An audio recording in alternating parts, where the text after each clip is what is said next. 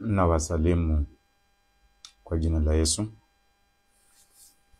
nikiamini ya kwamba kila mmoja Mungu anaendelea kumtendea mapenzi yake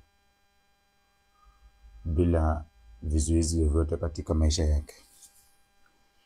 Na ninaamini ya kwamba hakuna jambo lingine jipya ambalo litatendeka katika maisha yako ambalo litakuwa kinyume na mapenzi ya Mungu, ama litakuwa tofauti na vile Mungu alipanga katika maisha yako. Hakuna kitu kipya ambacho kitakuja kutendeka kwa maisha yako ambacho kitashtua Mungu kikuwe ni kitu kigeni katika maisha yako ambacho Mungu hajui. So nataka kuzungumzia serikali ya Injili, ndio number 1. Unajua katika ulimwengu huu watu wamejua kwamba serikali ni moja, na serikali ambayo watu wanajua ni serikali ya wafalme wa hii dunia, watawala ambao wanajulikana ambao ni maraisi, malikia na wengine ambao dunia inajua kwamba hao ndio serikali pekee. Lakini katika dunia hii tuko na serikali ya kwanza ambayo ni serikali ambayo inaongoza na watu waliookoka, vile nilikwambia, ambayo ni Mungu mwenyewe alikusudia ikawa hivyo. So ndio serikali ambayo nataka kuiongelea. Kitu cha kwanza nataka kuiongelea ya kwamba serikali hii inapatikana aje. Hiyo ndio kitu cha kwanza. Na hii serikali inachaguliwa aje na inafanya kazi aje. Jambo la kwanza, serikali ya Injili nimekuambia kwamba ni serikali ambayo iko na watu waliookoka, na watu waliookoka pia wako na serikali yao na kiongozi wao ambaye ndiye Mungu anayewaongoza, wakishirikiana na watu ambao Mungu amewachagua kwa sababu ya kuhakikisha kwamba kazi yake inasonga mbele. Na nataka tusome katika kitabu cha Wakorintho wa kwanza 12, tusome mstari wa 4 mpaka mstari wa 11. Inasema hivi: vipaji vya kiroho ni vya namna nyingi, lakini Roho avitoaye ni mmoja. Kuna namna nyingi za kutumikia, lakini Bwana anayetumikiwa ni mmoja. Kuna namna mbalimbali za kufanya kazi ya huduma, lakini Mungu ni mmoja anayewezesha kazi zote katika wote. Kila mtu hupewa mwangaza wa Roho kwa faida ya wote. Humpa mmoja ujumbe wa hekima, mwingine ujumbe wa elimu, apendavyo Roho huyo huyo. Roho huyo huyo humpa mmoja imani, na humpa mwingine kipaji cha kuponya. Humpa mmoja kipaji cha kufanya miujiza, na mwingine kipaji cha kusema ujumbe wa Mungu, na mwingine kipaji cha kubainisha vipaji vitokavyo kwa Roho na visivyo vya Roho. Humpa kipaji cha kusema kwa lugha ngeni mwingine, na mwingine kipaji cha kuzifafanua. Hizo zote ni kazi za Roho huyo mmoja, ambaye humpa kila mtu kipaji tofauti kama apendavyo yeye mwenyewe. Sasa unaona vile serikali inapatikana. Serikali hii inapatikana kupitia kwa Mungu. Hiyo ni kitu cha kwanza nafaa kujua. Na serikali hii inapatikana aje? Mungu mwenyewe ndiye anachagua watumishi wake wa kuhubiri Injili. Na vile nilikwambia jana, Mungu anapowachagua hakuna qualification yoyote ambayo Mungu ameweka ya kwamba ndiye akuchague ukuwe nabii, ndiye akuchague ukuwe mwinjilisti, akuchague ukuwe mtume. Kuna qualification ambayo ameweka kwa maisha yako nafaa kufanya, kando na wewe kuamini na kutii habari zake. Kando na hiyo hakuna kitu kingine ambacho unahitaji. Wewe kazi yako ni kuamini na kukubali yale ambayo Mungu amekwambia. Tayari anakuchagua ye mwenyewe na anakupatia kipaji. Ile kazi anayekupatia ni we mwenyewe Hauwezi kusema ya kwamba Mungu nipatie mimi nikuwe nabii. Hauwezi amuka asubuhi na useme ya kwamba Mungu nataka nikuwe mwinjilisti. Hautaamuka asubuhi na mawazo yako na useme ya kwamba mimi nikuwe mchungaji ama nikuwe mtume. Yeye mwenyewe anakuchagua bila qualification, na ile kazi anayekupatia anakupatia ile kazi yeye mwenyewe kama vile amefanya nini? Amependezwa. Hiyo ndio kitu cha kwanza. Lakini siku ya leo watu wanaamuka asubuhi na mtu anajiita kwamba yeye ni mchungaji, na sio kazi ambayo Mungu amempatia. Mtu anaamuka asubuhi anasema mimi nitakuwa mtume, mwingine anaamuka asubuhi anasema mimi nitakuwa nabii, kwa sababu anaona kipaji cha unabii ni kipaji ambacho kiko katika soko. Kwa sababu utaamuka asubuhi na udanganye watu ya kwamba shangazi yenu ndio anawaroga, utaambia watu ya kwamba wazazi wenu ndio wanawaroga, ama majirani ndio wanawaroga, kwa sababu watu wanataka waadui na wanadamu wataamini habari zako za uongo, na baadaye watakuwa wamepotoshwa. Kazi yote ya injili ambayo inafanywa haifanywi kwa sababu ya kuleta uadui. Tunafanya kazi ya injili ili tukawe na amani katika ulimwengu. Ndio maana Mungu akasema ya kwamba alituumba katika ulimwengu tukafurahie, tukawe na amani. Lakini cha kunishangaza ya kwamba unapata kwamba Mungu mwenyewe ndiye anakuchagua, anakupatia kipaji, yani ile kazi katika serikali yake. Unapo unaokoka ili upewe kazi.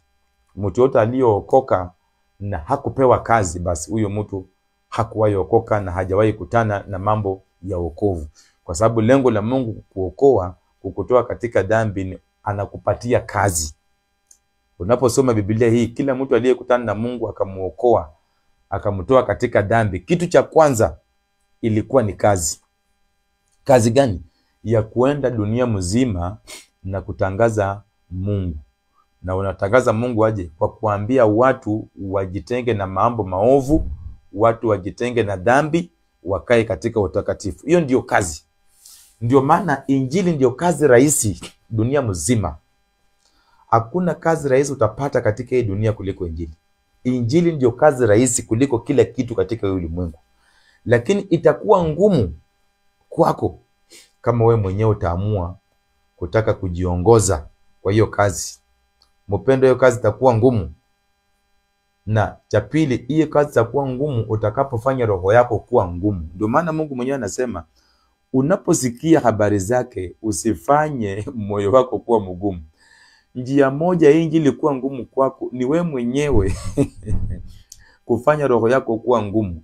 Vile utaamini ndio vile itakavyokutendekea. Hivi ndio vile Mungu anasema, vile utaamini. Ukiamini kwamba injili hii ni upumbavu, basi utaona upumbavu katika injili.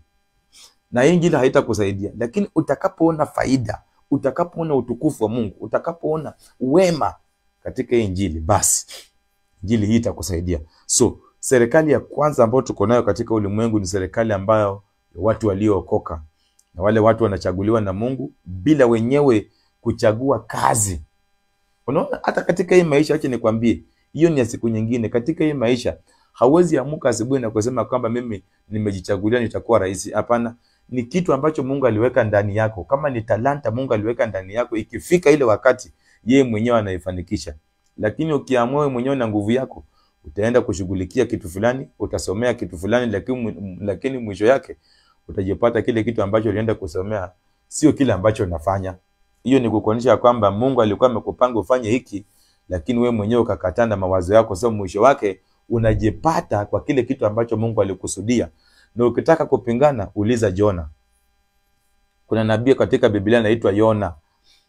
Muulize, Yona atakwambia aliambiwa na Mungu ya kwamba unafaa upeleke injili Nineve, akakataa kwamba anaenda Tashishi. Lakini mwisho wake Mungu mwenyewe alimuleta Nineve na akamwambia kwamba anza kuhubiri injili, na akahubiri injili hata akiwa na uchungu. Hakuna mtu anaweza kuzuia mapenzi ya Mungu katika maisha yako.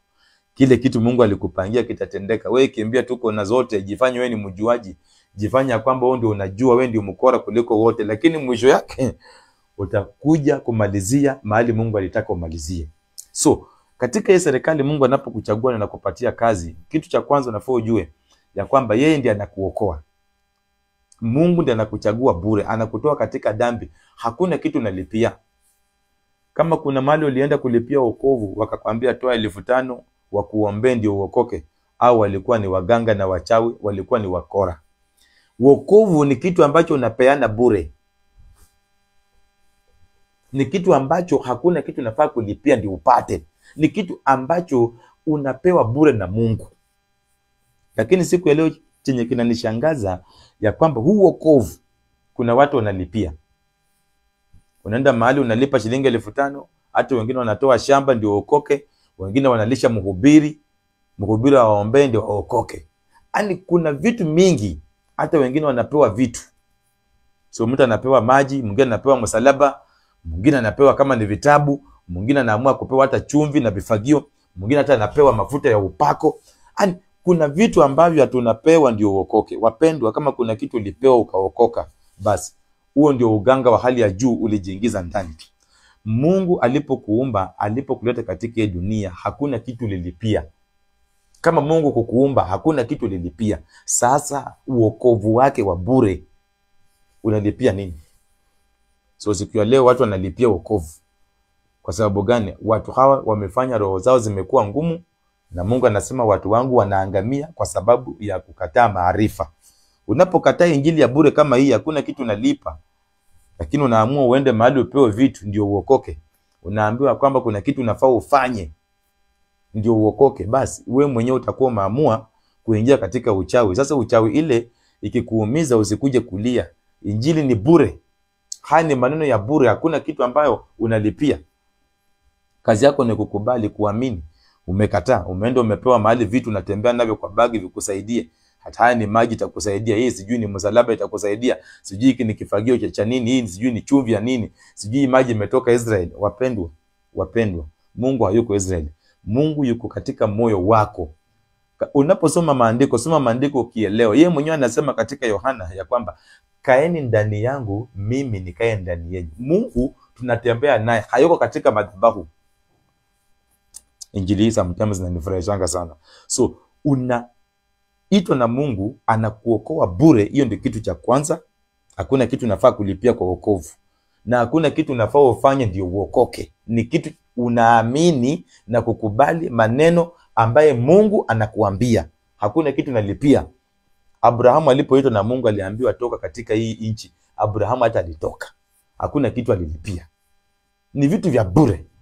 Watu wengi walioitwa, hata wakina Paulo, hakuna kitu walilipia, na Paulo alikuwa ameua watu hata kwa makanisa. Hakuna kitu Paulo alitoa ndio aokoke. So hakuna kitu nafaa ujaribu kutoa ndio Mungu akuokoe. Hiyo itakuwa ni wokovu ya kishetani, itakuwa ni wokovu ya kibinadamu, ni uchawi na ni uganga utakuwa umejiingiza ndani ukifikiria kwamba umeokoka. So katika hii serikali ya Mungu ya kwanza ya wokovu hii ya watu walioamini, hao ndio watu wa kwanza ambao wamepewa serikali ya kurule dunia mzima. Unapewa kazi. Na kazi ambayo unapewa ni kipaji cha Roho. Amesema katika Wakorintho 12 kuanzia 4 mpaka 11 ya kwamba atakupatia kazi. Unaweza kuwa mtume, unaweza kuwa nabii. Na nilikwambia kwamba usikuje ukadanganya kwamba vipawa vya Mungu ni 5. Pastor, mwalimu, mwinjilisti, mtume na nabii. Hivi ndio vitu wanajua. Hapana, kuna zaidi ya hivyo. Hivi ndio vitu tu vimetajwa hata katika Wakorintho wa kwanza 12 na vingine vingi vimetajwa. Lakini watu ndio walijipumbaza wakajiwekea 5 at fivefold ministry. Hapana, kuna kitu inaitwa zaidi ya fivefold ministry. Mungu anakuita, anakuambia wewe utakuwa mchungaji. Hautamwambia Mungu mimi sitaki uchungaji, mimi nataka unabii. Anakuita na kufanya ukuwe mwinjilisti. Hautarukia uchungaji kwa sababu umeona uinjilisti ni ngumu kulingana na akili zako. Mungu anakuita, anasema utakuwa mtume. Hautaruka ukatae utume ukimbie uende tena kwa walimu. Hapana. Yeye ndiye anakupanga, sio wewe unapanga Mungu. Wachana ile wembe ilisema ya kwamba atisipangwangu. My friend, kila mtu katika hii dunia anapangwa. Hakuna mtu ambaye anaweza kaa kwa hii dunia kama utapangwa. Kama upangwi, wewe utakuwa Mungu na ungejileta katika hii dunia wewe mwenyewe, ungejiumba. Mungu peke yake ndiye apangwi. Kila mtu kuanzia kwa rais, kwa mfalme, jeshi, polisi, kila mtu aliye katika hii dunia anapangwa. Kama hutaki kupangwa basi my friend, pia unaweza pangwa na Mungu na kutoa katika hii dunia. So katika hii dunia kila mtu na kila kitu nafanywa lazima upangwe. Kama hutaki basi utapangwa tena kwa kuondolewa katika hii dunia na Mungu katika njia yake yatataka. Sasa unafaa ujue kwamba wewe unapopewa hii kazi na Mungu ya wokovu, unapewa kipaji cha roho ambacho utatumia kumwabudu Mungu, kumsifu na kumtangaza dunia mzima. Vile alisema kwamba nendeni dunia mzima na mnitangaze mimi. Hiyo kazi unapopewa, kama utakuwa umepewa uchungaji, kama utakuwa umepewa kutia watu moyo, kama utakuwa umepewa walimu, unakubaliana na hiyo kazi. Haurudi tena kuanza kuambia Mungu mimi sitaki hii, nataka hili. Hapana. Hiyo ni kitu ya kwanza. Hauna mamlaka ya kukataa kazi ambayo Mungu mwenyewe amekupatia, kwa sababu kitu cha kwanza, yeye ndiye anayepeana hiyo kazi. Na anasema katika hichi kitabu ya kwamba anapeana kulingana na vile yeye mwenyewe anakujua. Yeye ndiye alikuumba, yeye ndiye anajua kabla ya uumbaji alikuwa amekusudia nini katika maisha yako. So unapopewa uinjilisti, unapopewa walimu, unapopewa uchungaji ama utume, alafu unakuja unakataa, unarukia kipawa kingine kwa sababu umeona kile kipawa ambacho unarukia ndio kipawa ambacho kiko na nini na umaarufu kulingana na dunia, sio Mungu, basi hapo ndio kwako kunaanzia. Mimi aliponiita aliniambia kwamba ameniita mimi nikuwe mwinjilisti, na nilikubali. Na kila wakati, kila mahali naenda, hiyo ndio kazi nafanya. Sijawahi sema tena wacha mimi nikuwe nabii, nianze kusema kwamba kesho kutakuwa na mvua ndio watu wanifuate. Nianze kukuambia kwamba sijui kuna kitu ambacho utaenda kupokea, utaenda Amerika ndio uweze ukuje unifuate. Sifanyi kazi kama hiyo. Nilipewa uinjilisti na nikakubali, na ninafurahia 100%. Nilifurahia kazi ya injili na nilifurahia hicho kipaji cha uinjilisti, na ninakifanya kulingana na vile yule aliyeniita anataka, sio vile mimi nataka. Unajua pia unaweza itwa upewe kazi na uanze kufanya vile unataka, na unafaa ujue kwamba hiyo kazi unafaa kuifanya kulingana na vile aliyekuita. Fanya vile unataka. Uliza Jona, nakwambia, uliza Paulo atakwambia, uliza Petro atakueleza, uliza watumishi wa Mungu, uliza Abraham, uliza watumishi wa Mungu wengi, wakina Isaya, wakina Ezekiel, wakina Jeremia, watakwambia. Hata Musa atakwambia. Musa hakutaka achaguliwe kuwa nabii, lakini alikataa. Lakini Mungu akamwambia, mimi nilikujua kabla sijakuumba, na mimi nikakuchagua kuwa nabii, na utakuwa mkombozi wa wana wa Israeli. Musa akajaribu kuruka, Mungu akamwambia utafanya hiyo kazi. Hakuna vile unaweza kuruka Mungu, kwa sababu yeye ndiye aliyekuumba, yeye ndiye anayekujua. Hakuna mtu aliye juu ya Mungu. Wewe nilikwambia jana. So hiyo kazi unapopewa, kubali. Alafu baada ya kupewa hiyo kazi, yeye mwenye kukupatia hiyo kazi ndiye atakuambia vile unafanya. Usiamuke tu asubuhi, bwana na misimuko zako, acha nifanye hii kazi nifurahishe watu. Aliyekuita atakupatia mpangilio kamili wa vile ile kazi unastahili kuifanya. Hiyo ndio kitu nafaa kujua. So siku ya leo chenye kinanishangaza, Mungu anakuita, anakuokoa bure, anakupatia kazi na anakupatia mwelekeo wa kufanya, lakini unataka kuwa mjuaji kuliko Mungu. Hautafaulu. Nataka nikuhakikishie, hautafaulu. Na hauamuki na akili zako, vile nimekuambia. Hakuna mtumishi yoyote ambaye amechaguliwa na Mungu, hata ukiwe pastor. Unaamuka tu asubuhi na mambo yako na kuanza kufanya na kusema kwamba mimi ni mtumishi wa Mungu, ameniita, amenipatia mamlaka na uwezo wa kufanya vile mimi nataka. Mtakosana na Mungu. Kuna wengi katika maandiko haya ambao tunasoma katika Biblia, Mungu aliwaita bure, akawaokoa bure, akawapatia kazi bure, na hao watu wakakataa kufanya ile kazi vile Mungu anawaagiza, wakataka kufanya vile wanataka. Basi walipata masaibu. Mimi nataka nikwambie, mtu yote ambaye Mungu anampatia kazi na anataka kufanya vile anataka, huyo mtu anapata masaibu mengi. Na iko hata katika Biblia. Because Mungu anasema katika Kumbukumbu la Torati, kama hautakubali mimi nikuongoze vile mimi nilikuita, basi Mungu mwenyewe anasema hata yeye mwenyewe atakufanya kuwa mwendazimu. Mungu anasema kwamba atakufanya hata utakosa chakula. Anasema hata atakupangia wezi, watakuibia. Huyo Mungu anasema utachumbia msichana, ikifika siku ya kuoa hautaoa, atachukua mtu mwingine atampatia huyo msichana. Hii vitu yote maandiko katika Biblia. Ni vile watu hawataki kusoma mahali pale, wanataka kusoma mahali pa kwenda Amerika, wanataka kusoma mahali pa kupokea magari na nyumba, mahali pa kupokea pesa. Lakini mahali pa kuambiwa msipofanya hiki ndio mtapokea, hawataki kwa hapo. Hawataki kusema mahali ambapo kuna laana, wanataka tu waseme baraka peke zake. Lakini mimi niko hapa kuhakikisha kwamba kazi ya Mungu itaenda straight. So katika hii serikali ya Mungu, yeye ndio boss yetu, yeye ndiye anatuchagua, na hakuna kitu tunampea, hatumuhongi, hakuna kitu tumefanya ili tuchaguliwe. Kazi yetu ni kusikia vile ametuita na ametupatia kazi, na hiyo kazi anapotupatia, anatupatia tena mwelekeo kwa vile hiyo kazi tunafaa kuifanya. Kila mtu ambaye ameokoka anapopewa kazi anapatiwa masharti. Hata ya dunia hii hauwezi enda kazi na unafanya vile unataka. Ukienda kwa kampuni, ukiajiriwa mahali, utaenda kulingana na mpangilio wa hiyo kampuni. Kama hutaki, utatolewa hapo, uende utafute mchezo mahali unapeleka.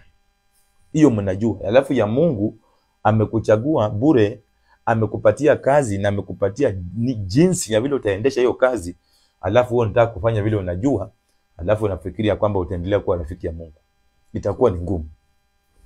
Na nikakutolea mfano, kuna watu wengi walijaribu hivyo, watumishi wa Mungu waliookoka, lakini chenye waliona ni kivumbi. So Mungu anapokuchagua, kubaliana na ile kitu ambayo amekupatia, na usianze kutamani ya mwingine. Angetaka ukuwe mchungaji, angekupatia tu uchungaji. Usione kwamba uinjilisti ndio mzuri, tunatembea kila kona, tunaenda kila mahali dunia mzima, ukasema mimi sasa hii kazi ya walimu sitaki, wacha pia mimi nikuwe mwinjilisti nianze kurandaranda katika hii dunia. Tena hapo utakuwa unakosea. Kubaliana na kile ulichopewa. Mimi wakati nilipewa uinjilisti, sijawahi tamani kuwa nabii, na sichukii nabii, sijawahi tamani kuwa mtume. Nilikubali ya kwamba mimi ni mwinjilisti, na nikatosheka, na nikaridhika, na nikafurahia. Ndio maana kazi hii ninaifanya nikiwa na furaha, na ndio maana mshahara ambao napata kupitia kwa hii kazi, hakuna mwanadamu ama kiumbe chochote kinaweza kunipatia. Hiyo nakuhakikishia. Ile mshahara nalipwa kwa hii kazi ya uinjilisti, hakuna kiumbe chochote kinaweza kunilipa mimi. Aliye tu niumba peke yake, muumbaji Mungu, aliyenipatia hii kazi na nikaikubali, yeye peke yake ndiye anaweza kunilipa vile anataka. Kwa sababu vile alivyotaka ndivyo vile alivyonifanya nikue, sio mimi vile nilivyotaka. Hata wewe jua hivyo. Utakaa katika hii dunia ukiwa na amani, utafurahia hii maisha ya dunia. Lakini ukitaka kujifanya mjuaji, utakaa katika hii dunia na mateso, utakuwa ukilia kila siku. Na dunia hii Mungu ametupatia tufurahie. Mimi nafurahia. Hii dunia nafurahia. Nashukuru sana Mungu kwa kunileta katika hii dunia, kwa sababu vile alivyonileta na makusudi yake yote nimeyaona. Wakati alivyoniokoa, aliponiambia nimekuita kuwa mwinjilisti, ukinyenyekea nitakufanyia hiki na hiki, amenifanyia bure. Mungu amenifanyia vitu ambavyo hata masomo ya hii dunia haingeweza kunifanyia. Utawala wa hii dunia hauwezi. Wakuu wa hii dunia, watu wenye nguvu, watu wenye mali, hawawezi kunifanyia vile vitu ambavyo Mungu amenifanyia. Mungu amenifanyia vitu bure bwana, vitu ambavyo hata kama nikulipa hayo bwana, hauwezi ukalipa bwana, my friend. Nasikia? So ndio maana nikakwambia lazima tukubaliane na serikali ya Mungu ya kwanza, ambao ni watu waliookoka. Na watu waliookoka pia mkubali ya kwamba nyinyi ndio mmepewa hiyo serikali ya kwanza. Msianze kujifanya kama wakina Musa. Wakati Mungu anakuita tena, unaanza kusema unajua Mungu mimi sijasoma, unajua Mungu kwetu ni masikini. Hiyo vitu haihusiani na hii serikali.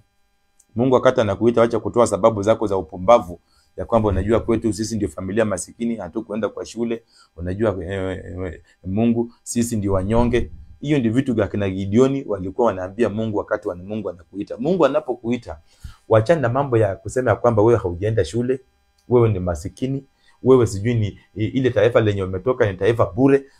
Mungu hataki utoweko sababu yoyote ya kuonesha ya kwamba amekuita. Inaonekana ya kwamba hautaweza kufanya hiyo kazi kwa sababu ya udhaifu fulani. My friend, hakuna kitu ambacho kinashinda Mungu. Usianze kupatia Mungu udhaifu, usianze kupatia Mungu visababu.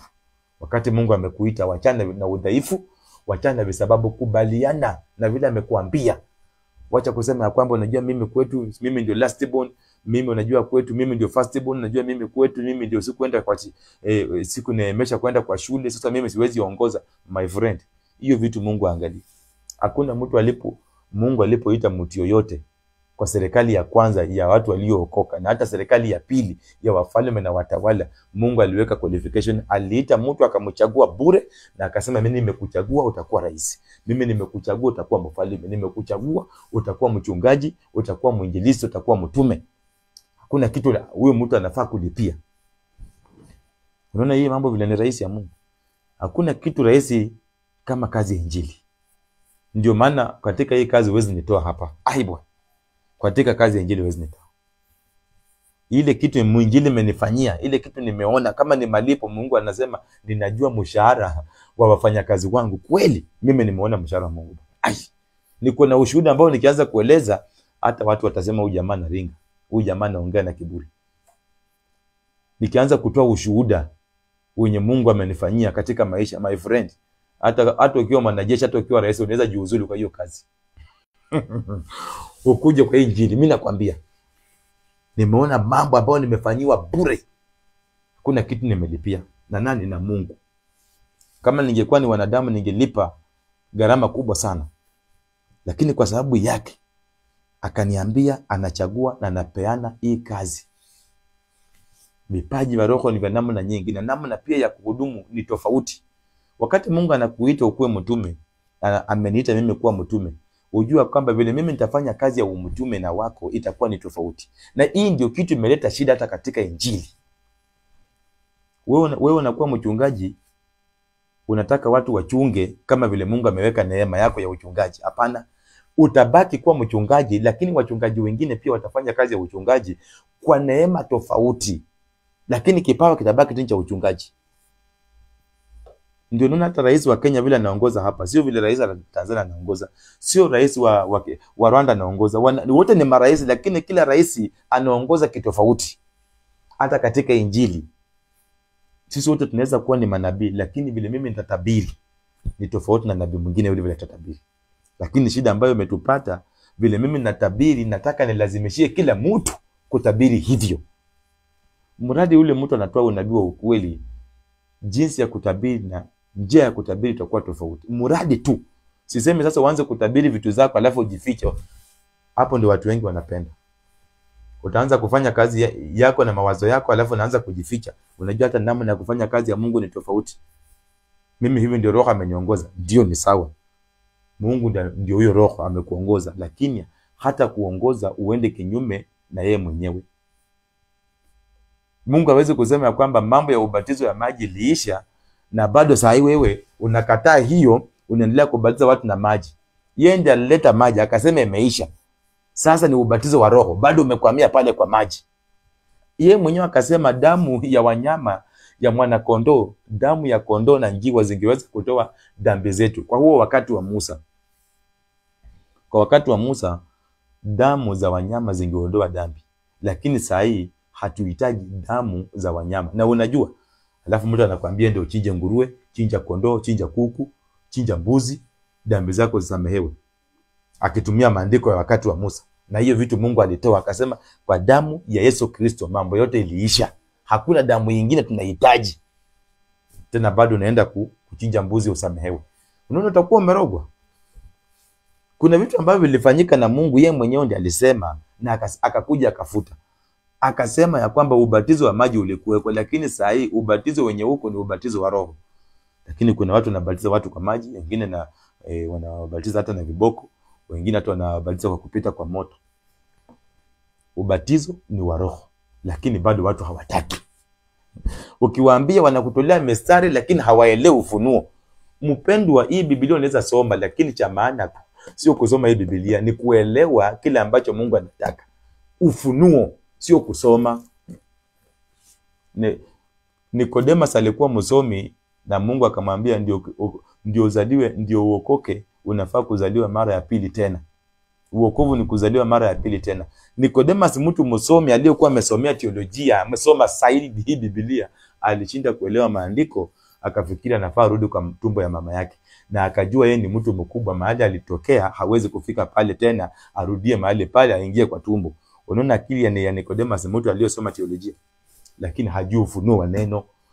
Biblia hii wapendwa, hatuendi kusoma tu Biblia ati tumeambiwa tusome, ni kuelewa chenye kimeandikwa. Wakati Mungu anasema ya kwamba mimi ni mkate wa uzima, usifikiri ni ile mkate ya Superloaf, usifikiri ni ile mkate ambayo iko kwa bakery. Unafaa uelewe hivyo. Lakini kama utakuwa unataka kuelewa hivyo, utafikiria kwamba anazungumzia mkate wa Superloaf.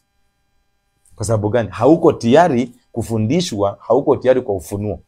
Ili neno ni ufunuo, mpaka ufunuliwe na Mungu. So vipaji vya roho ni namna nyingi, na tena namna ya kuhudumu pia ni tofauti, lakini roho ni mmoja anayepeana. Mungu akisema ya kwamba ubatizo ni wa roho, hakuna mwingine atakaye kuja aseme tu ubatizo ni wa mawe, mwingine wa maji, mwingine wa kitambaa, mwingine wa msalaba. Hapo tutakuwa tunajiroga. Wewe kuhubiri injili, wote watakao kuhubiri injili watakuwa na nia moja, ubatizo ni wa roho.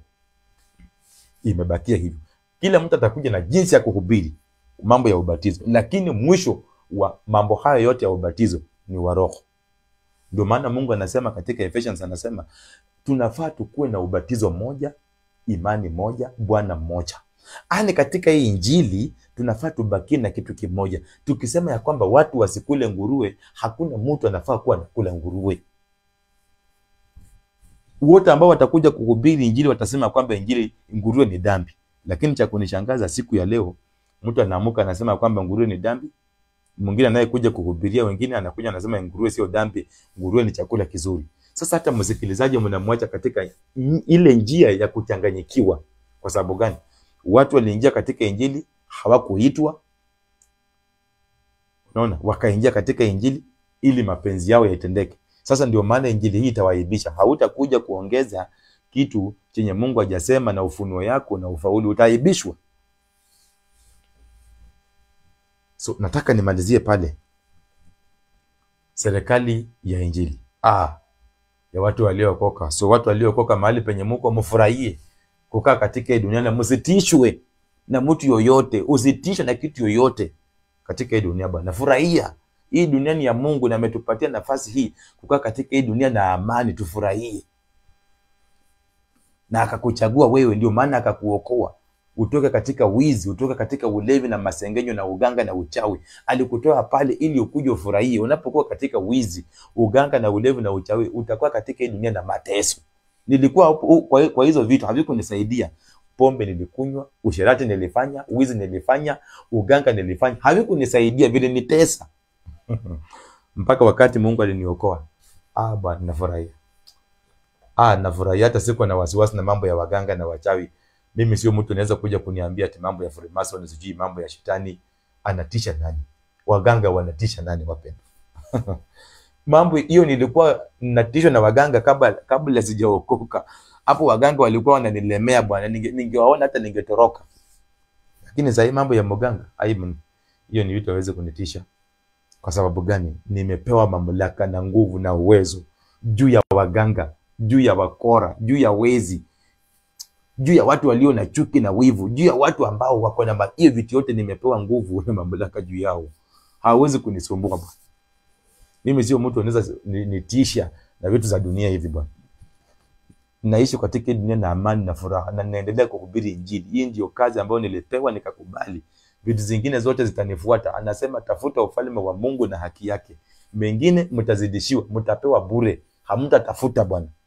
Kama kazi sisumbukani nazo. Nikitaka kazi, Mungu ile kazi alipanga kwa maisha yangu, kama ni kazi ya carpentry yenye alinipatia, hiyo ndio kazi nafanya. Na sisumbukani kwenda kutafuta client, nisumbukane ninyang'anye mtu client, sijui nifanye nini, nijitangaze, nijisumbue ndio nipate kazi. Hapana, wakati wake ikifika yeye mwenyewe ananiconnect. Mimi kazi yangu ni kutafuta ufalme wake, kuhubiria watu injili. Yeye mwenyewe ananiunganisha na vitu zingine. Ninapewa bure. Sisumbukani. Siendi niue mtoto ndio nipate pesa. Nikunywe damu ya mtu ndio ninuliwe. Bwana, mimi sifanye hizo vitu. Niko hapa bwana. Niko na ushuhuda bwana, siwezi maliza. Najivunia sana. Mungu anasema kama kuna mtu anajivunia, kama kuna mtu anaringa, aringe kwa sababu ya wokovu. Unapata ati mtu anaringa ati kwa sababu amegraduate, ati mtu anaringa kwa sababu amenunua gari, ati mtu anaringa ameenda Amerika. Ni upumbavu, ni ujinga. Ringa kwa sababu Mungu amekuokoa, amekutoa katika dhambi. Ndio maana hapa mimi naringa. Mimi najivunia bwana wokovu. Nafurahia. Naringa kwa sababu ya wokovu. Siringi ati kwa sababu nilisoma nikakuwa na diploma na degree na master. Hiyo vitu achana nayo. Hata kama niko nazo hizo hazinisumbui. Siringi ati kwa sababu niko na gari, sijui niko na shamba, nimejenga nyumba ya mansion. Hiyo hapana. Hiyo hainisumbui. Naringa kwa sababu alinitoa kwa dhambi ambayo ilikuwa inanitesa, nilikuwa na uwawa. Na akaniokoa bure. Kama ingekuwa ni pesa kulipa kuokoka, unafikiri ni pesa ngapi mtu anafaa kulipa kuokoka? Bwana. So, serikali ya kwanza wacha iendelee kuongoza. So, siku ya leo nimefikia pale, ninaendelea tu na kazi hii ambayo Mungu aliniita kukufundisha bure. Wewe kazi yako ni kusikia na kuamini, na mambo haya yatakutendekea kwa utukufu wa Mungu. Injili hii inapatikana katika mitandao mitatu. Mtandao wa YouTube, channel ni Believe and Obey the Only True God. Ukienda pale utapata haya mahubiri. Channel ya pili ni Facebook, mahali niko. Channel hii ni Believe Obey. Channel ya tatu ni TikTok. Ukienda pale channel imeandikishwa kwa jina Believe and Obey Jesus Only. Hiyo ndio channel ya TikTok. Mahubiri haya yanapeperushwa pale kwa sababu ya faida ya kila mtu aliye katika hii dunia. Vile nilivyoagizwa kwamba niende nikahubiri injili hii duniani kote. Na Mungu mwenyewe akaleta mtandao ya kwamba tutafika dunia kote, ili siku ya hukumu itakapofika usianze kusema ya kwamba haukusikia. So wale ambao mmefuatilia injili mahali penye mko, Mungu akawabariki. Na msiogope na msitishwe na kitu chochote katika dunia. Heshimu Mungu, naye atawapatia kile ambacho mnahitaji kwa utukufu wa jina lake. Mkawe na wakati mwema na jina la Mungu liendelewe kutukuzwa. Amina.